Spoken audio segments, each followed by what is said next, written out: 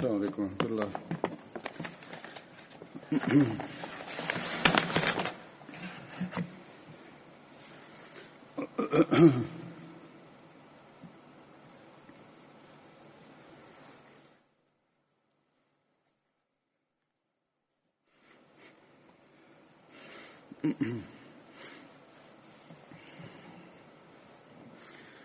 أشهد أن لا إله إلا الله وحده لا شريك له وأشهد أن محمدا عبده ورسوله أما بعد فأعوذ بالله من الشيطان الرجيم بسم الله الرحمن الرحيم الحمد لله رب العالمين الرحمن الرحيم مالك يوم الدين إياك نعبد وإياك نستعين اهدنا الصراط المستقيم صراط الذين أنعمت عليهم غير المغضوب عليهم ولا الضالين. نن به د بدر اصحابو کې به د حضرت معاذ بن حارث ذکر کوم. د حضرت معاذ تعلق د انصارو د قبیلې د خزرج یو خاغ بنو مالک بن نجار سره و. د دوی د والد نامه حارث بن رفاع و. د دوی د والدې نامه افرا بنت عبید و او حضرت معوذ حضرت او د دوی رونه و. دا درې رونه د خپل پلار نه علاوه د خپل مور طرف ته به هم منسوبه ده او دوی درې رونو ته به بنو افرا به هم ویل کېده. حضرت معاذ او د دوی دوه رونه حضرت اوف او حضرت معوذ د بدر په غزا کې شامل وو. حضرت اوف او حضرت معوذ دواړه د بدر په غزا کې شهید شوي وو. خو حضرت معاذ چې کوم بیا وروستو کوم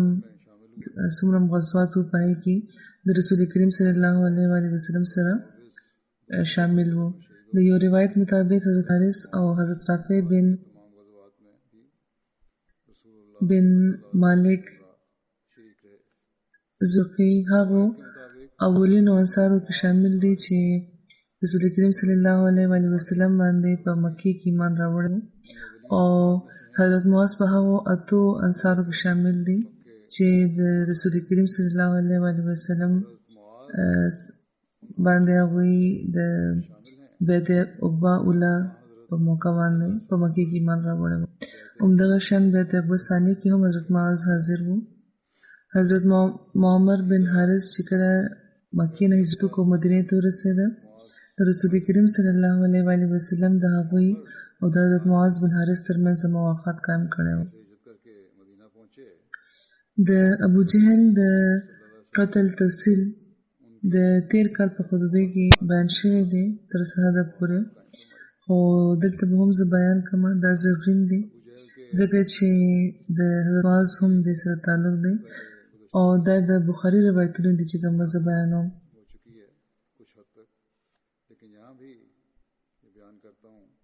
او خلاصه خو د دوی نشي بیانېدی، نو د بخاري چې کوم پوره روایت هغه به لولم. سهلی بن ابراهیم د خپل نیکه د حضرت عبدالرحمن بن عوف نه دا روایت کوي چې هغوی وایي چې زه د بدر په جنګ کې په صف کې ولاړم چې ما خپل ښي ګس طرف ته نظر وکړو، نو ما ولیدی چې دوه هلکان دي د انصارو چې عمرونو کې کم دي، د واړه هلکان دي دوه، او ما دا ارزو چې کاش که زه د داسې خلکو ترمنځ وي چې دینه زیات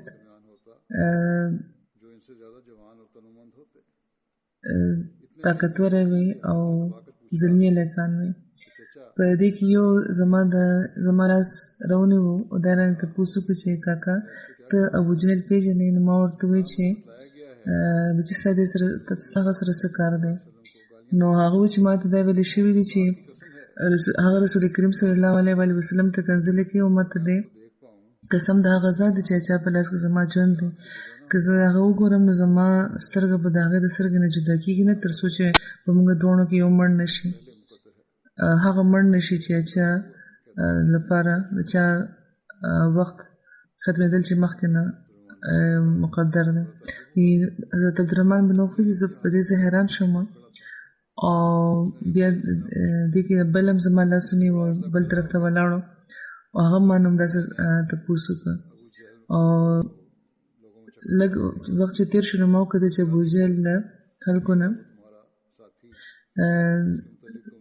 خلکو ګرځې لګیا دی. نو ما ورته وویل چې ته چې تاسو چې چا تپوس کوئ نو ګوري هغه دی. د دوی دواړو زر خپلې تورې راواخیستو د هغه طرف ته ورغله او هغه یې دومره ووهلو چې هغه یې تر مرګه راوستو او بیا رسول کریم صلی الله علیه وسلم له هغوی راغو او هغوی خبر کړه. دوی وویل چې مړ یې کړو او بیا واپس راغله هغوی رسول کریم صلی الله علیه وسلم نه او خبر یې هغې له ورکړو. نو هغوی ته یې تپوس وکړو چې تاسو کې چا هغه وژلی دی؟ نو دواړو وایي چې ما وژلی دی. هر چا په دې کې وایي هر چا وایي چې هر یو پکې وایي چې ما وژلی دی. نو بیا هغې ته تپوس وکړو چې تاسو خپلې تورې صفات نو هغې ویل نه. نو هغوی د هغې تورې وکتې او بیا هغوی وفرمایل چې تاسو دواړو هغه وژلی دی. بیا هغوی وفرمایل چې د هغه مال به معاذ بن عمرو بن جموح ته میلاویږي او د دوی دواړو نامه معاذ بن عفرا معاذ بن عمرو بن جموح. دا د صحیح بخاري روایت دی. حضرت انس بیانوي چې نبي کریم صلی الله علیه وسلم د بدر د جنګ په ورځ دا فرمایلي چې څوک به دا ګوري چې د ابوجهل څه حال وشو. نو حضرت ابن مسعود لاړ هغوی وکتل چې د عفرا دواړو زامنو حضرت معاذ او حضرت معوذ په توره دومره وهلی دی چې هغه مرګ ته جوخت و. نو حضرت ابن مسعود ته تپوس کړو چې ته ابوجهل یې؟ نو حضرت ابن مسعود وایي چې هغوی د ابوجهل د ګیرې نه راونیولو. نو ابوجهل وایي چې ما نه زیات لوی تن به م ته چېرته څوک وهلی وي یا دا و چې هغه تن نه به لوی څوک وي چې خپل قام هغه وژلی وي.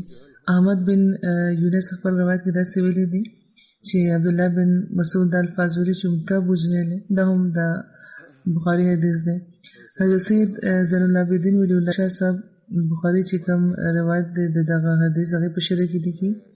چې په بعضو روایتونو کې دي چې د افراد دواړو زامنو معاذ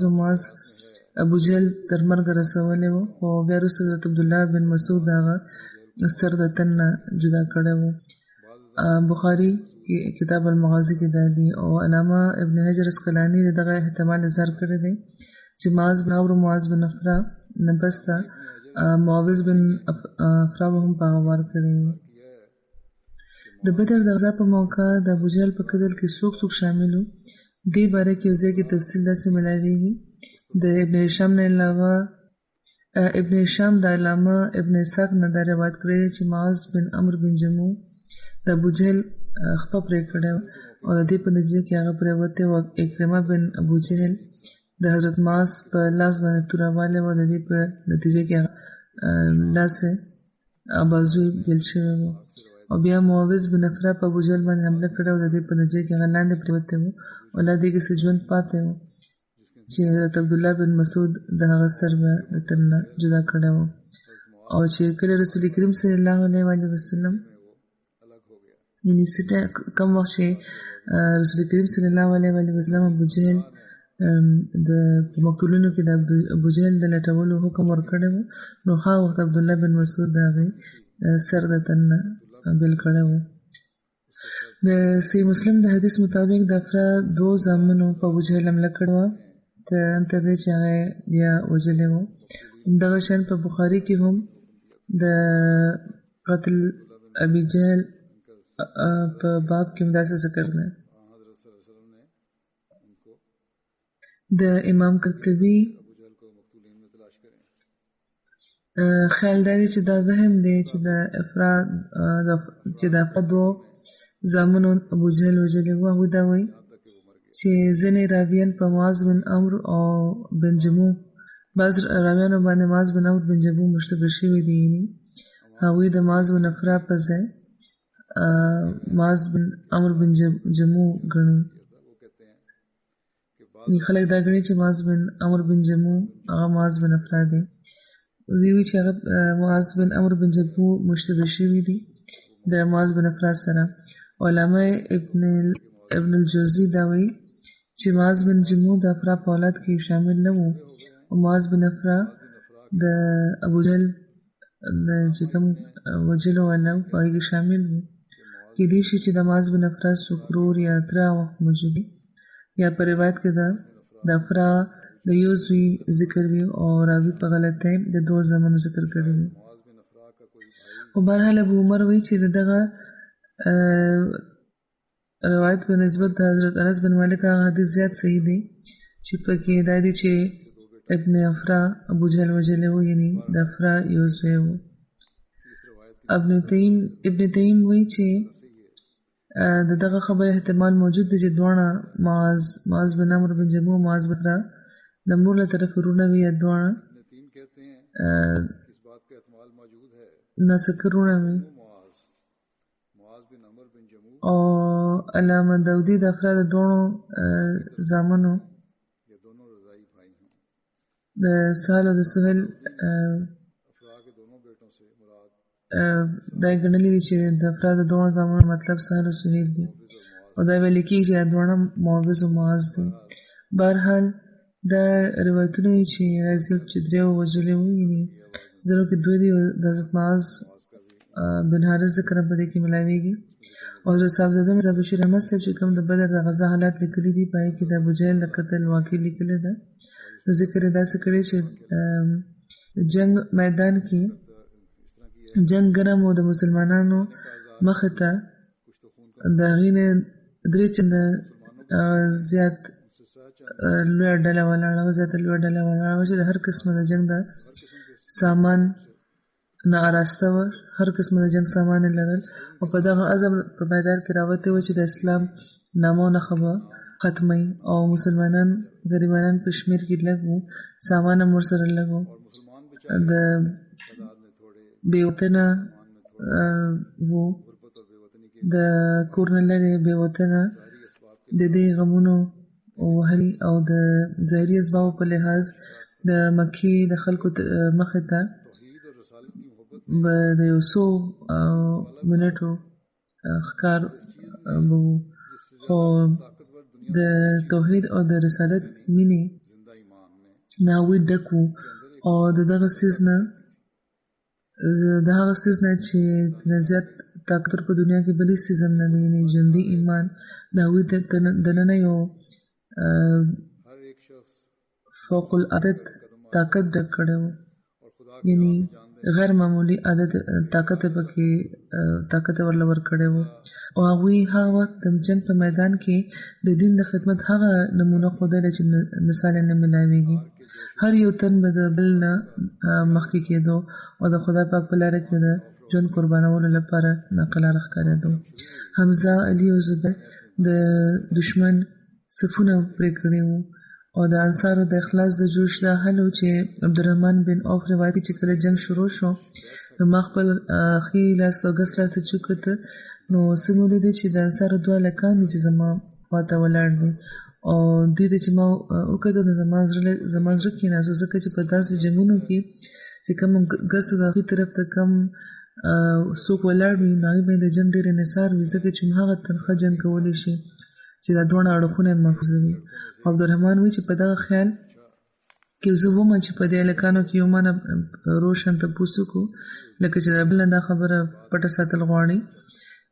چې کاکا ابو جهل چرته دی چې په مکه کې رسول کریم صلی الله علیه وسلم له به تکلیف کولو ما خدای پاک سره لوس کړی دی چې زما وجنم یاد د غیر وجلو په کوشش کې به خپل امر ما غل جواب نو ورکړي چې بل طرف نه دغه شان روشن دغه سه روشن معنا دا سوال او هغه بل لکه ما چې دغه د ضرورت وکړو نو حیران شوم ځکه چې ابو جهل د لخر سرار او دا وی دغه سلورونه طرف ته ښه تجربه کار سپین راغونډو ما ورته په لاس اشاره ورو چې هغه د ابو جهل عبدالرحمن چې ما چې څنګه د اشاره وکړه نو هغه دوه ماشومان لکه د باز ورغله او د دشمن صفونه پرې او په یو لحظه کې ته ورسېدو دونه په تیزه وارو کو چې دا ابو جهل دغه مګری حیران پاتې شو ابو جهل بیا لکه سات کې پزماکه خبرو کې پروت اکرمه بن ابو جهل هم خپل پلار سره او هغه خپل پلار خو پښنه کړی شو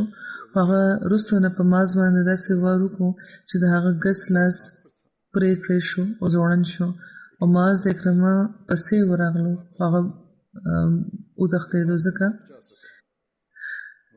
چې دغه چې کوم د پرې کړی شوی بازو هغه په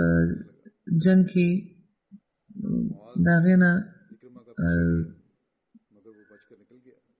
د جنگ نه کېږي نه تکلیف کېدو نو ماز په زور راکاګلو خپل بدن نه لري کو بیا په جنگ کې مصروف شو حضرت المسیح ثانی رضی الله تعالی عنہ دا واقع بیانوي چې ابو جهل چې چا په پیدائش باندې تر هفتو پورې وخان الالجی او په خلکو کې وخت تقسیم شوی او دغه په پیدائش باندې د فونو په आवाज د مکه په فضاونو کې د دفونو आवाज خور وو ډېر ډولګي غږلې وو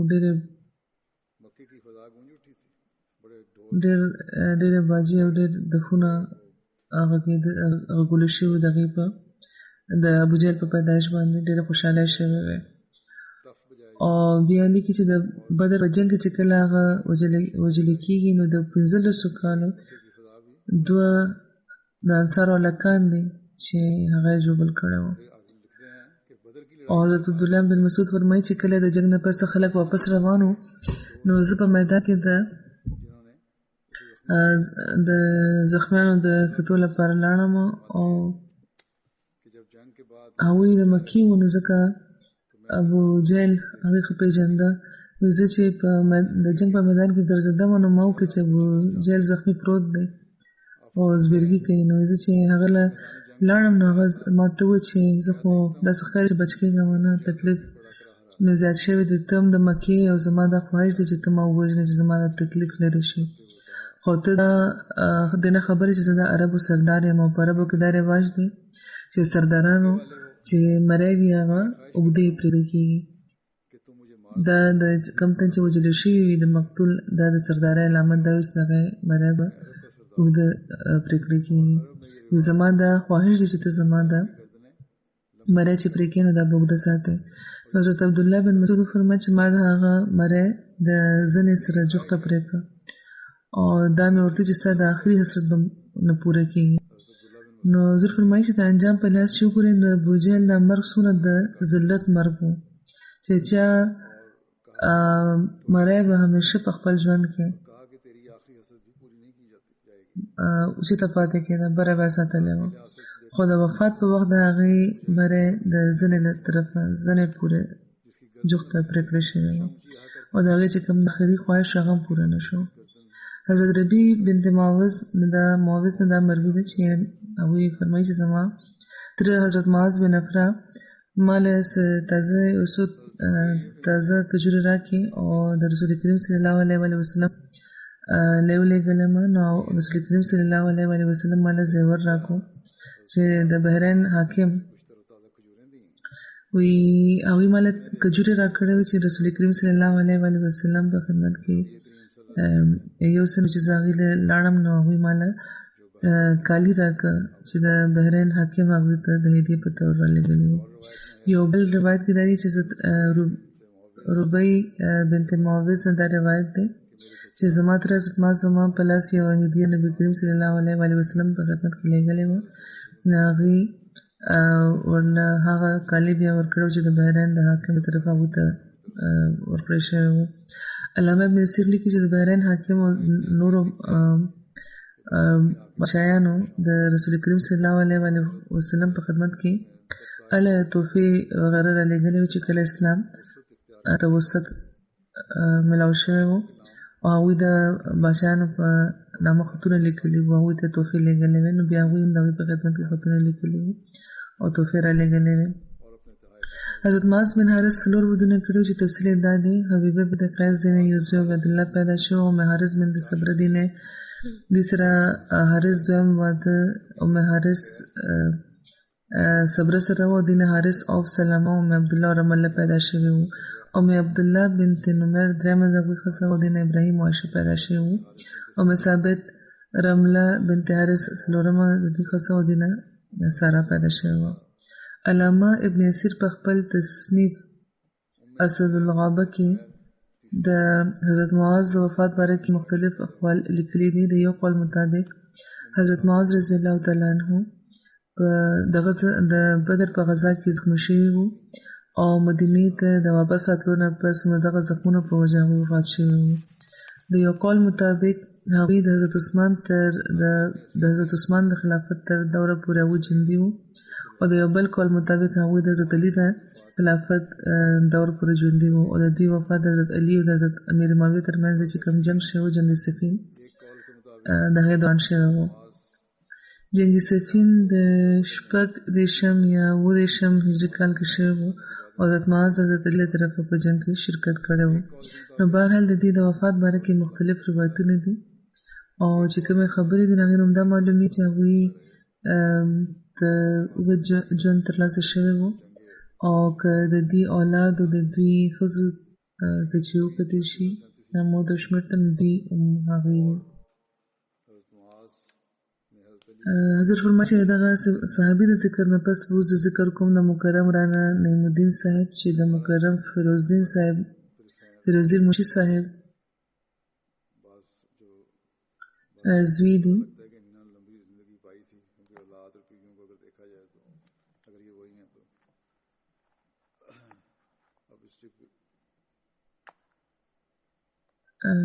دوی د ډېرې مودې راهیسې بیمار وو او مختلفې بیمارۍ وې، ډېر ځله هسپتال ته تللي وو او ډاکټرانو ویل چې چې آخري وخت دی خو بیا به خدای پاک ورباندې فضل وفرمایل او ټیک به شو، واپس به راغله او دوی به چې کله ټیک شو د ګرځېدو قابل به شو نو دلته به هم راغله جومات ته. بهرحال د دوی چې کومه دا آخري بیماري وه دا بیا دوی بیا وفات شو. د دې پیدایش د کوم د کاغذاتو مطابق د هغه په کال 1940 کې شوی و او د ځینو روایتونو مطابق کال 1913 یا 2013 جوړیږي. بهرحال د کاغذاتو مطابق کال 1913 د دې د پیدایش کال دی او په دغه لحاظ د دې عمر 86 کال جوړیږي. د دې په خاندان کې د احمدیت نفوذ د دې د والد محترم فیروزدین صاحب په ذریعه شوی و. هغوی د کال 1906 کې د حضرت مسیح موعود علیه السلام د خط په ذریعه بیعت کړی و او بیا د ملک د تقسیم نه پس چې کله د هندوستان او د پاکستان تقسیم وشو، پاکستان جوړ شو، نو دا خاندان په لاهور کې پاتې و. بیا په کال 1948 کې رانا صاحب ربوی ته راغله او هغوی بیا ځان د فرقان بټالین لپاره پیش کړی و او د فرقان بټالین نه پس حضرت المسیح ثانی رضی الله تعالی عنہ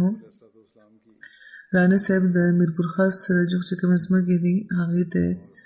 هلته یې واستولو، هلته دوی څو کاله پورې وو. د وصیت په نظام کې دوی له پخوا راڅخه شامل دي. په کال 1951 کې دوی وصیت کړی و. د دې واده هم د دې د اهلیه نامه سره پروین و چې د مسیح اسلام د صحابي د دولت خان صاحب مسیح و. بیا د دې په باره کې چې کوم د دفتر ریکارډ د دې مطابق رجسټر د حفاظت خاص د عملې نو د هغې مطابق رانا نعیم الدین صاحب 3 اګست کال 1950 کې د دوی تقرر د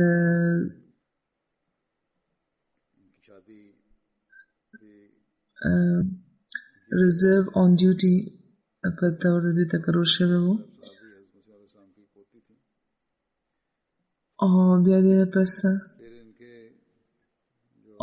پس بیا په نومبر کال 1955 کې او بیا 11 مئی کال 1959 پورې دی د حفاظت خاص په عمله کې د ګارد په تور وو او چې کله حضرت مسیح ثانی رضی الله تعالی عنہ د تفسیر د کار په سلسله کې بنخله جابر ته بتلو ډېر میاشتې بلته به وو نو مرحوم ته هم هوا د حفاظت د جنریټر په وجه هلته بجلي خو به وه نه جنریټر به چلېدو ډیزل نو د هغه خیال ډیوټي به د دوی وه عمومي طور باندې او دا وړوکي شیان یو ځای اباد کړی شوی وو د دې دا دی د حفاظت ذمهواري د دوی وه د وصیت د دفتر د ریکارډ مطابق کال 1988 کې د حفاظت د عملې نه چې فارغ شو نو دوی بیا هړپه ضلع سیوال ته لاړو او بیا وروستو سیوال په جومات کې دوی د خادم مسجد په طور خدمت کولو دغه دوران اکتوبر کال 1984 کې د سیوال په جومات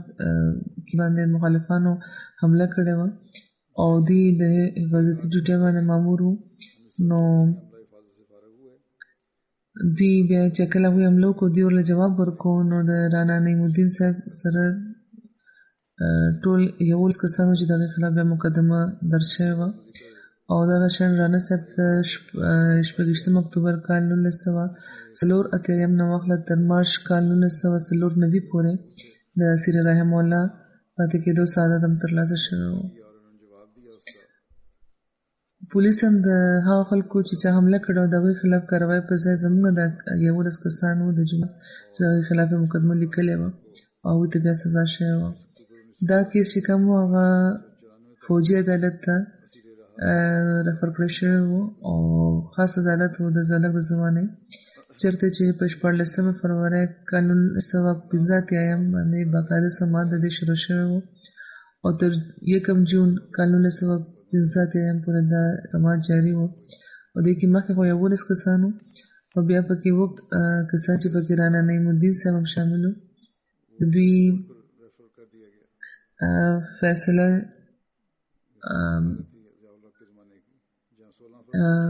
وځنډولی شوه او چې کوم 2 کسانو پکې ځای بهر لاړه 2 پکې بری کړی شو او دا چې کوم 2 کسان نو هغوی فیصله ایساره کړی شو بیا همدغه عدالت چې خصوصي فوجي عدالت و نو هغې الیاس منیر صاحب چې مربي سلسله دي رانا نعیم الدین صاحب هغې ته د مرګ سزا ورولی وه او چې کوم باقي 15 ملزمان هغوی ته 15 کاله د سزا ورولی وه. بهرحال د دغه فیصلې خلاف چې اپیل وشو نو لاهور های کورټ بیا په مارچ کال 1994 کې د دوی د رهایۍ حکم ورکړی و او د کاغذات چې کله مکمل شو نو په 19 مارچ کال 1994 بیا د دوی رهایي شوې وه او دغه شان زموږ د اسیران مو دوی ته 9 کالو پورې د خدای پاک په لاره کې د اسیره د زغملو شرف ترلاسه شوی و د اسیر پاتې کېدو شرف ترلاسه شوی و. د مخالفینو له طرفه د دغه اسیرانو د رهایۍ باره کې د های کورټ د فیصلې خلاف په سپریم کورټ کې اپیل هم شوی و او په مئی کال 2014 کې د سماعت آغاز شوی و او بهرحال د دواړه بهر ملکیونو پیشرفت ونه شو او اوسه پورې دا کیس لا پینډینګ دی. د اسیرۍ دوران د پولیس له طرفه په خاص طور تشدد کېدو او دوی نه به د دغه بیان اخیستو کوشش کېدو چې تاسو د خپل د خلیفه باډي ګارډ وئ نو ځکه هغه تاسو رالېږلی یې دې کار لپاره چې داسې مسلمان ووژنه. رانا نعیم الدین صاحب د دغه مقدمې نه رهایۍ نه پس دوی په کال 1994 کې لندن ته کډه روړه او دلته هم د خپل عمر په لحاظ ډېر زیات دوی د حفاظت په عملي کې د خپل ډیوټي به ترسره کولې او په کال 2010 کې د دوی مشر لور وفات شوی و بیا یو څو ورځې پس د هغوی اهلیه وفات شو. نو هغوی مانه دا تپوس کړی و چې د پاکستان د تلو لپاره نو حالات خو داسې وو چې په ظاهره ګرانه ښکارېده، خو بهرحال ما ورته وویل چې ورشئ خو زر واپس راشئ. او دوی یو څو ورځو لپاره بیا تللي وو، بیا واپس راغله. خدای بخلي په غمزپلو کې یو زوی او څلور وروڼه یادګار پرېښي دي. دوی زوی رانه وسیم محمد وقف زندگی دی، د پرایویټ سیکرټري یو کې په دفتر کې کار کوي، او څلور وروڼه هم په لندن کې دي. دوی زوی لیکي چې موږ له همیشه دا سبق راکړی و زموږ والد صاحب چې خلافت سره به تړلی پاتې کېږي او هر څه د خلافت سره وابسته دي.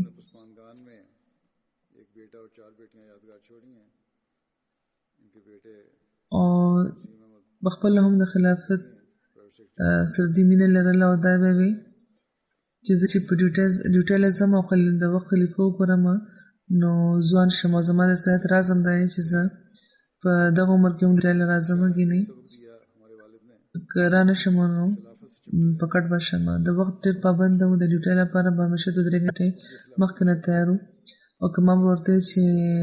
لا خو ډېر وخت دی، دوی به زوی وایي چې ما به ورته تحقیقات دی که لا خو ډېر وخت نه وي، به وایي چې کور کې چې ناسته نو څه به کوم. او یو ډاکټر دی هشام، هغوی دا لیکلي چې ما چې د دې کاغذونو وکته، د دې فلم وکته، نو حیران شوم چې په دغه بیمارۍ کې خو په دغه عمر کې انسان په کور کې کښېني یا کیر هوم ته لاړ شي، خو دوی بیا هم ګرځي نه ګرځي. نو دوی به همدا وایي چې زما د صحت عاجزو څه پورې ګرځم، نو راز یې همدا دی چې زه راشم او د وخت خلیفه سره پاتې شم او د هغوی په صحبت کې پاتې شم. رانا صاحب هم لیکي چې د دې زوی چې ما به اکثر د دوی مالش کولو،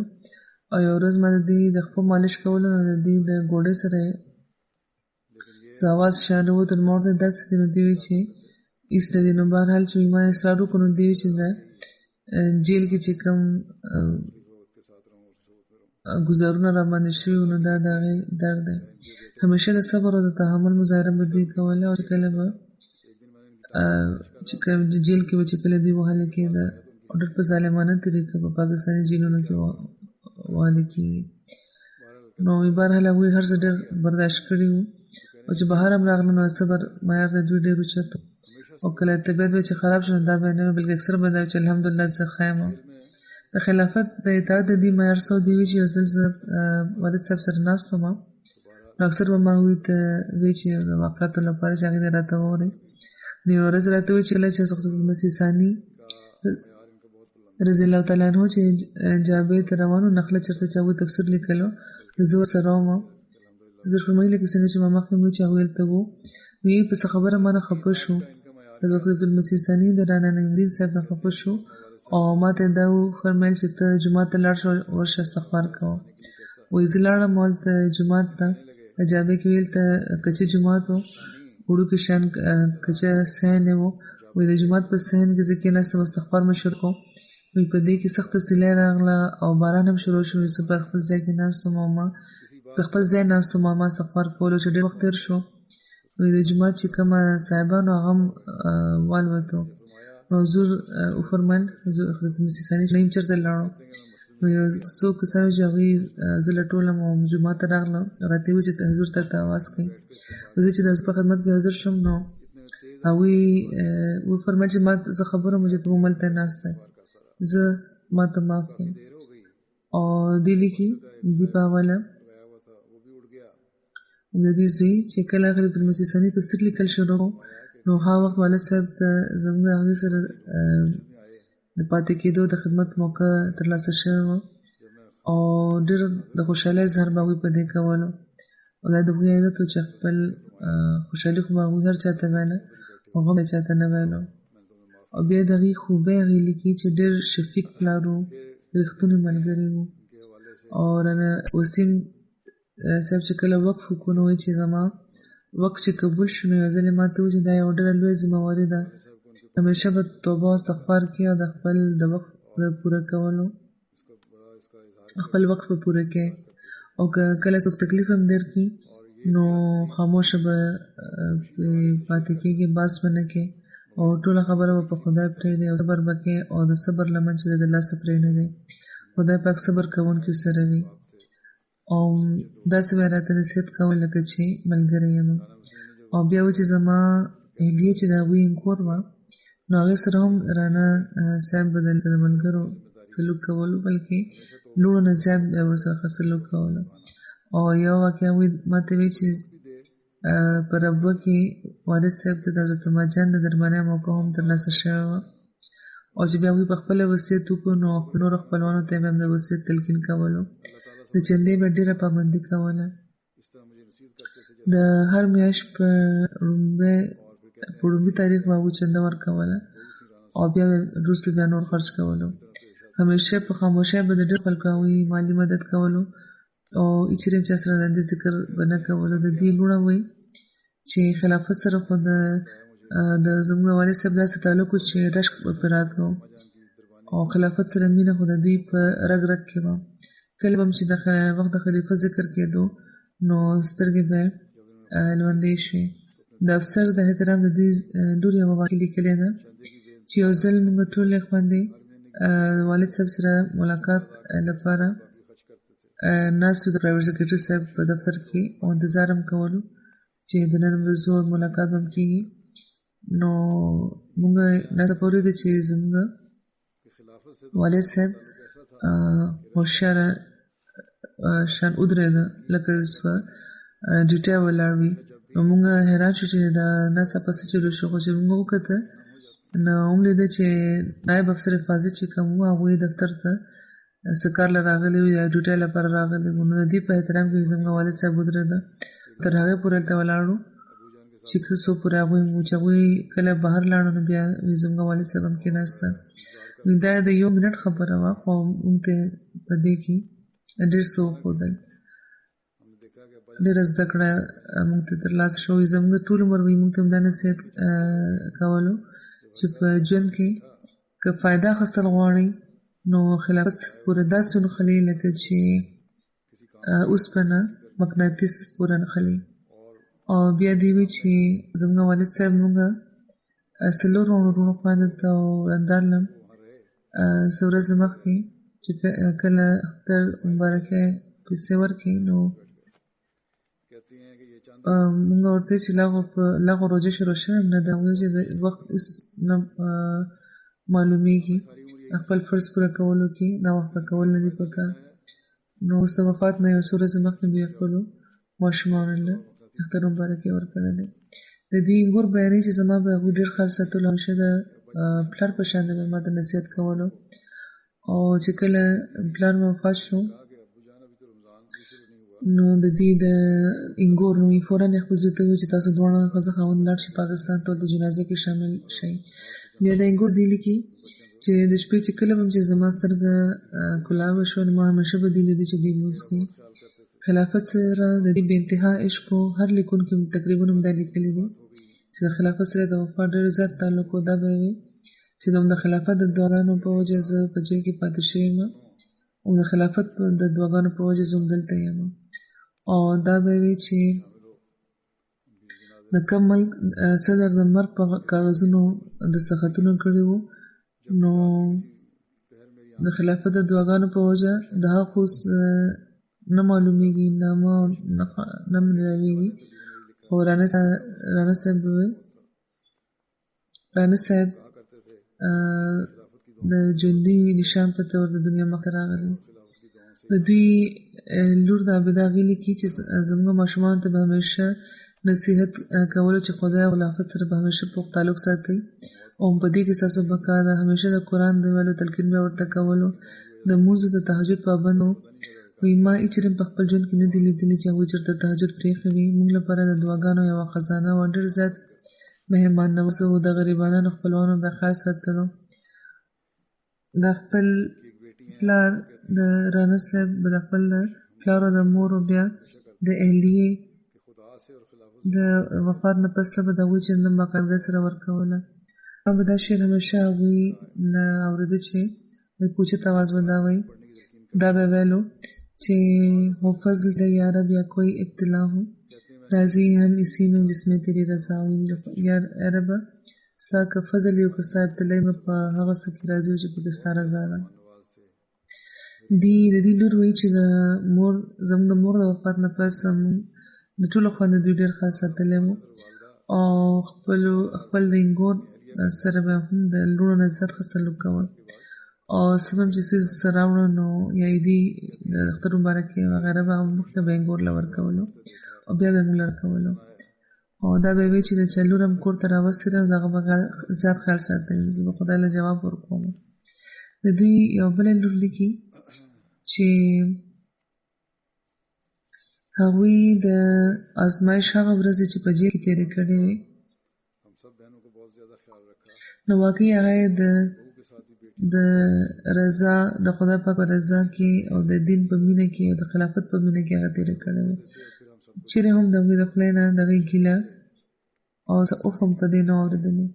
هېڅ چیرې هم هغوی په مونځ او تهجد چیرې ناوخته کړی نه وو او نه یې په بیمارۍ کې چیرې پرېښی وو د جیل کې چې کوم تشدد په هغوی شوی وو نو د دغې په وجه ورته د ګردې تکلیف شروع شوی وو چې بیا آخره کې د ژوند آخر کې نور هم زیات شوی وو د سام تکلیف وو هغه هم یا نور څه تکلیف هم ورسره وو وایي هېڅ چیرې هم د هغوی د خولې نه داسې الفاظ نه دي اورېدلي چې د بېچاره یا د ناکلارۍ الفاظ وي همیشه د الحمدلله او د شکر نه علاوه د خولې نه هم بله څه جمله نه ده اورېدلې وایي زموږ لپاره هغوی تر دې حده پورې سوچ کولو چې دا به وي چې زما عمر اوس ډېر زیات شوی دی 80 یا 80 کاله وخت پته نه چیرې چې پاتې کېږم به یا مړ به شم ما به پاکستان ته بوځي او بیا به دا وي لوڼو ته چې ما ستاسو ټولو لپاره د ټکټ پیسې ایښې دي چې اسنه تاسو چېرته د خاوندان طرف ته بیا ونه ګورئ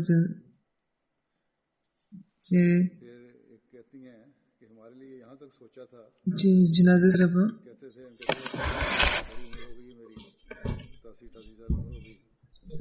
جنازې له به ځو یعنې خپل د پلار په خرچه د جنازې سره ځئ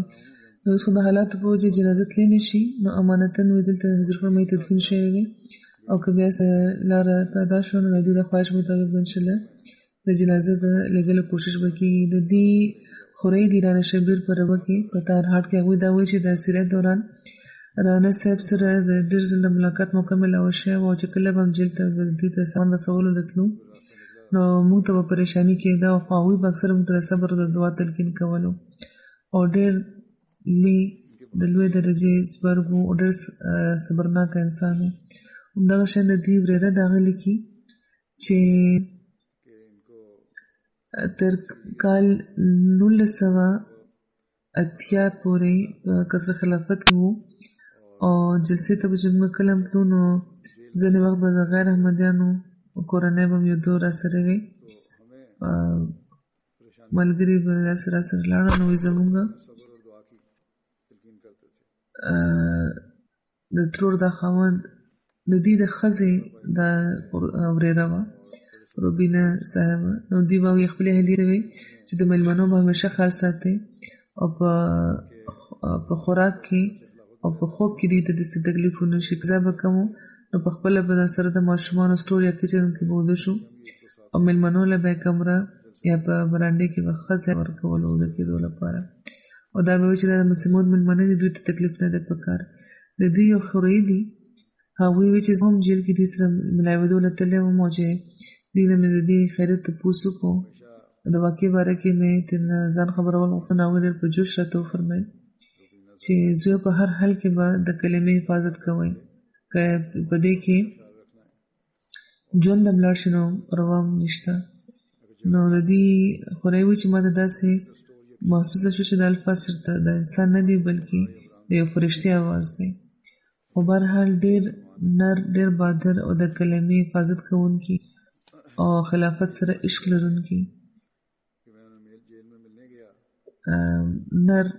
احمدي مسلمان او بیا دی چې کله بلجیم نه لندن ته منتقل شوم نو دلته چې نو راته وایي چې دلته راغلی نو خلافت پورې به ونښلئ یعنې د خلافت په وجه که دلته راغلی او بیا د وخت د خلیفه په هره خبره به لبیک وی دا نه چې څه فایده نشته او بیا وایي دا راته وایي چې باقاعدګۍ سره به مونځونه کې او همیشه به خدای پاک ته ټیټېږي او په یو مسله به هم چې دی ناکلاره کېږي نه. د دروغو د منافقان د دروغجنو د منافقانو به سخت وزاره وو. د خپلې ډیوټۍ باره کې به ډېر به فکر هغوی کولو. کله به چې طبیعت زیات خراب شو نو کورالو به ورته چې نن ارام وکړئ، خو دوی به وایي چې نه زه ټیکې ما دا خو زما د بونس ورځې دي، په بوډاتوب کې ما ته د خدمت موقع ملاویږي، لګیا ده نو ما پرېږدئ. الیاس منیر صاحب چې په جیل کې د رانا صاحب ملګري به هغوی لیکي چې دوی سره رانا صاحب سره زما د ژوند یوه برخه تېره شوې ده، او په دغه آخري وخت کې چې د رخصتېدو وخت هغې لیدی نه شم نو زړه مې سخت ناکلاره دی. رانا صاحب سره د لس کالو د اسیرۍ موده موږ تېره کړې او زه او یو ورځ زما دوی چېرته نه دي لیدلي چې حوصله یې بایللې وي. حالانکې چې د فوجي ډیکټیټر له طرفه د مرګ سزا چې یو ظالمانه او د وحشیانه حکم و، نو هغه هم په روم تندي اورېدلی و، قبول کړی و. بال بچي ډېر وو او ټول واړه وو او یو د معاش ذریعه هم نه وه، خو توکل دوی لرل او دین د خدمت جذبه دوی لرله او د جومات د عزت فکر ورته. او چې کله به هم پریشانه شو نو دا به وي چې د دوی ارادې ډېر خطرناکه دي، خدای دې چې موږ به دونه محفوظه ساتي. او بیا خدای پاک د دوی ټول کارونه سم کړه. د ماشومانو لوڼو هم د ماشومانو د دوی د لوڼو ودونه هم د دوی د اسیرۍ دوران کې شوي وو. الیاس منیر صاحب لیکي د واقع ذکر چې کله چې بلوایانو په جومات باندې حمله کړې وه او د کلمې او د آیتونو او د حدیثونو بې حرمتي هغوی شروع کړه، نو د دغې موقع هغوی وي چې هغه منظر ما نه هېرېږي چې په وړومبي ځل ما د دې ډېر کړکدار اواز واورېده چې دوی هغې ته وایي رانا صاحب چې تاسو څوک یې چې دا کلمه به لرې کوئ دې ځای. وایي ما یې چې دوی نه واورېدې چې په اردو کې خبرې کوي او هغه دوی په اردو کې خبره کړې وه، ډېر په کړکدار اواز کې ویلې وه او یوازې د دېرش څلوېښت کسانو د مقابله هغوی کړې وه چې هغوی بیا د جومات په ګوټونو کې پټېده، دا خلک ده چې چا حمله کړې وه او بیا په تښتېدو مجبوره کړو دوی. او بیا لیکي چې هغوی صرف دا کاروي ډېر په سخته دا کاروي هغوی کړې وه، بلکې پولیس افسر چې دا تپوس کړو چې دا فایرنګ چا کړی نو یو لمحې توقف نه بغیر مخکې شوي دا ویلي چې ما کړی دی. او بیا په دې باندې په مختلفو اندازونو کې تشدد شوی و، مجبوره کولو کوشش شوی و چې جماعتي عهدیدارانو نامې دې واخلي. خو آفرین دی چې دغه د زمري زړه لرونکي دی په جومات باندې لږ شان دی څه تکلیفات ورته پرې نه ښودل. او حقیقت هم دا دی چې عهدیداران دې نه خبر هم نه وو، دوی سره خپل ذاتي ټوک و. بیا عدالت او فوجي چې کوم خصوصي عدالت هغه مخې ته هم دوی پسې دباو کرا نغله، نو زباني او تحریر طور باندې دوی په صفا سمندر په جرأت او په درۍ دا اعتراف کړو چې فعال ما کړی دی. او د دوی همدغه بهادري او د دې شجاعت او د دوی صافګویي او د سلسلې د وقارو د عزت جذبه و چې خدای پاک دوی اخر سرخویه کړ. تر اخره دمه پورې دوی ته د خلافت سره د خدمت توفیق ملو شوی دی. بیا الیاس منیر صاحب لیکي چې د اسرائیل دوران کې چې کله د دې والد صاحب به د خلیفه مسیح رابع خطونه راتله او د خطبو دوران کې به د حضرت خلیفه مسیح رابع خطبه هغه د امتیاز ظروف فرمایي چې رواج غلا نو شروع شوی، باقاعده انتظام او لیکل شوی خطبه به راتلې. د دې والد صاحب هغه خطبه موږ له راوړې لیکل شوی او رانا صاحب بیا ځان سره کېنولم چې خطبه واورم او تر څومره موده چې موږ د سزای موت په کوټړۍ کې وو نو دوران به چې څه وخت لپاره به چې دا کلا وشوه نو کومه وقفه به چې کومه وه چې موږ به بهر راوتو نو څه خو به بیل بیل وو، چې کله به دواړه کلاو کړی شو او یو ځای کړی به شو د یو ځای کېدو به چې کوم وخت نو هغه به دوی خطبه اورلو لپاره وقف کولو ډېر په اهتمام باندې خطبه اورېده. او بیا دې دا وایي چې کوم مونځ به چې سره د جمعې کېدی شو نو د هغې به باقا اهتمام کولو. او ځینې وخت به چې جیل کې کوم نور احمدیان وو هغوی ته به هم اواز کړو. او د روژې چې تر کومه پورې تعلق دی د مۍ جون د جولای سخت د روجې په جیل کې راغلی په محترم رانا صاحب د خپل د عمر نه باوجود د جیل د مشکلاتو باوجود ټولې روجې نیولې وې او ډېره غیر معمولي همت او د حوصلې مظاهره وکړې وه او پوره بشاشت سره د صورتحال هغې مقابله کړې وه چې کله دوی ته د مرګ سزا واورول شوه نو ډېر په همت هغوی هغه وخت تېر کړی و او دا کیفیت و د هغوی د جرأت چې اغیارو هم محسوسولو او دوی چې د حکم د ملاوېدو د مرګ د سزا د حکم ملاوېدو نه پس چې ورباندې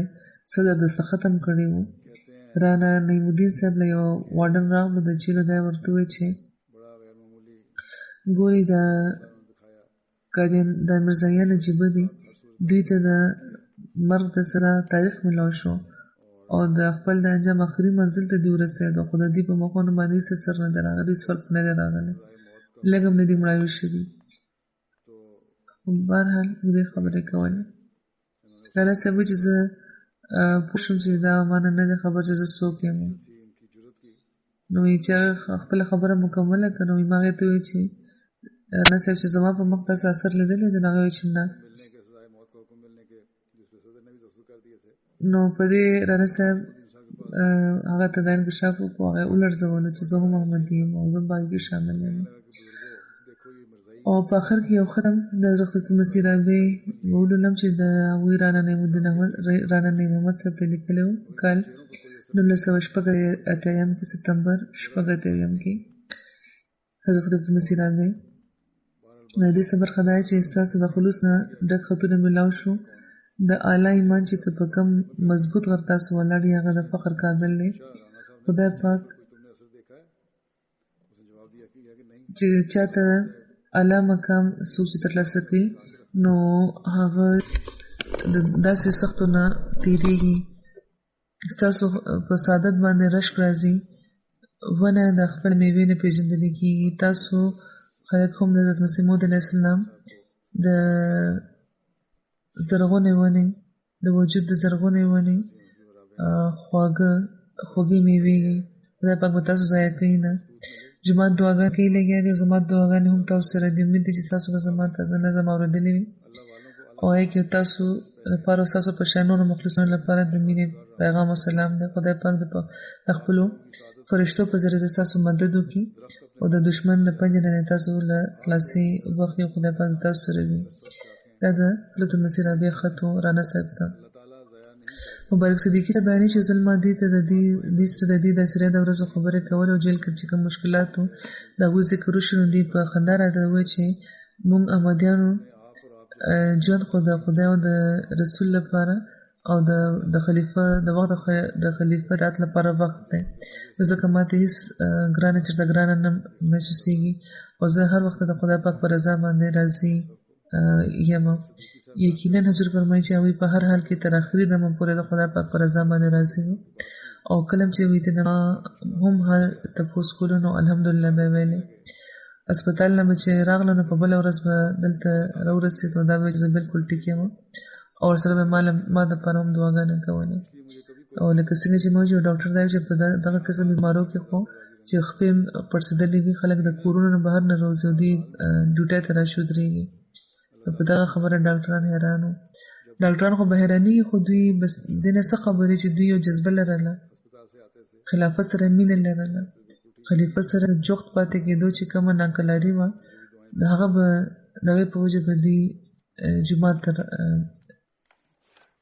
هغه ناکلاري به دوی راکاږل جومات ته په ډیوټۍ به دوی راتله حضور فرمایي چې ما همیشه د دې مخ باندې یو تمانیت لیدلی دی او خلافت سره مې مینه لیدلی ده خدای پاک دې په بل جان کې دوی سره د مینې د محبت سلوک فرمایي او د خپلو نازولو په قدمونو کې دې ورله ځای ورکړي حضور فرمایي چې زه وړوکوالي راسه دوی پېژنم او لکه څنګه چې ذکر وشو چې کله هم جامتله کې حضرت عبدالمسیح ثاني سره به دوی وو نو هغه وخت موږ به څو ورځو هلته تلو په اوړي کې نو موږ سره هغه وخت به د دوی ډېر د مینې سلوک به وو او د خلافت نه پسته خو یو بل رنګ و د دوی ما سره لکه څنګه چې د خلافت سره د وفا واقعیات او احساسات او جذبات موږ واورېده دا به هر وخت ښکارېده خدای پاک د دوی ماشومانو نه هم همیشه سره د وفا د خپل د پلار په نقش قدم باندې روانېدو توفیق ورکړي د حالاتو په وجه د دوی جنازه ونشي کېدی. ما ونه کړی شوه د حکومتي چې کومه پابندۍ دي د هغې په وجه.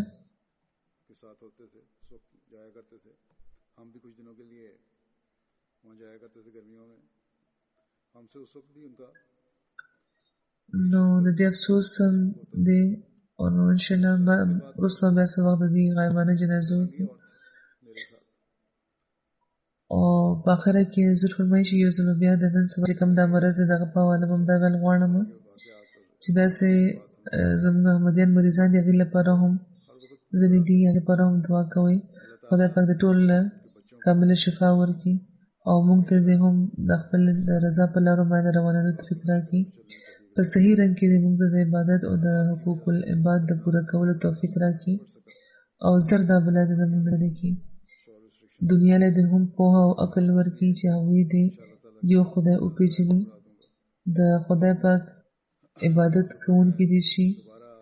توحید دې وپېژني. خدای پاک دې په موږ ټولو رحم وفرمایي.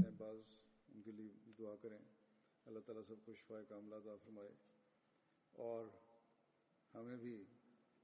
अपनी रज़ा की राहों पर चलने की तौफीक अता फरमाए। सही रंग में हमें इबादत का हुकूकुल इबाद का हक़ अदा करने की तौफीक अता फरमाए और जल्द ये बला हमसे दूर फरमाए। दुनिया को भी समझ और अकल दे, वो भी ये खुदा को पहचानने वाले बने, खुदा ताला की इबादत करने वाले बने, तौहीद को जानने वाले बने। अल्लाह ताला सब पर रहम फरमाए।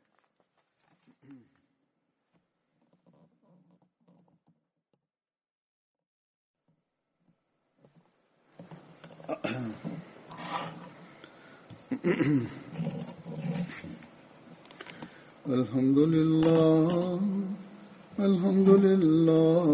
नहमदुहु व नस्तईनुहु अल्हम्दुलिल्लाह नहमदुहु व नस्तईनुहु व नस्तगफिरुहु व नु'मिनु बिही व नतवक्कलु अलैहि व नऊज़ु बिल्लाहि मिन शुरूरि अनफुसिना व मिन सय्यिआति अअमालिना मन यहदिहिल्लाहु फला मुदिल्ल लहु ومن يضلله فلا هادي له ونشهد أن لا إله إلا الله ونشهد أن محمدا عبده ورسوله عباد الله رحمكم الله إن الله يأمر بالعدل والإحسان وإيتاء ذي القربى